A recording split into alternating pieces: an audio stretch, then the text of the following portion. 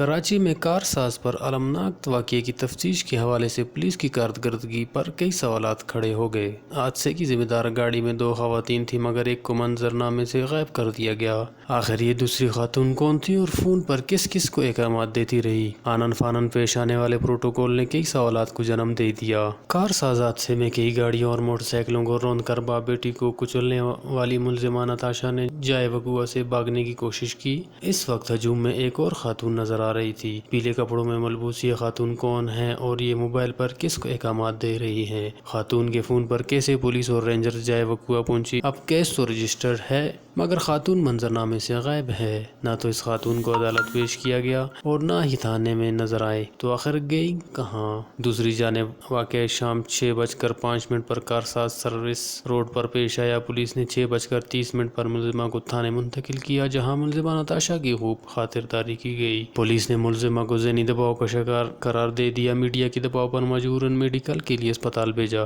Police نے 20 minute کا سفر 1 گھنٹہ 30 منٹ میں طے کیا۔ اسپتال جا کر بھی میڈیکل کے لیے وکلا کا انتظار ہوتا رہا۔ ملزمہ کو MLO کے بجائے نفسیاتی ڈاکٹر کے پاس لے جایا گیا۔ پولیس کا دعویٰ ہے کہ واقعے میں ملزمہ کو بھی چوٹ لگی ہے۔ رات کے تمام زخمی ایک ایک کر کے اسپتال سے ڈسچارج ہوتے گئے۔ پولیس کا سارا دباؤ میڈیا اور حادثے سے متاثر افراد کے لواحقین کو دور رکھنے پر تھا۔ میڈیا پر چرچا ہونے پر رات 3 بجے FIR درج کی گئی جس میں ایسی دفعات شامل کی کہ شخصی ضمانت پر رہائی ممکن ہوئی۔ پولیس نے ذہنی توازن ٹھیک نہ ہونے کا سرٹیفکیٹ حاصل کیا اور وکیل کے ذریعے ملزمہ کا سرٹیفکیٹ عدالت میں پیش کر دیا۔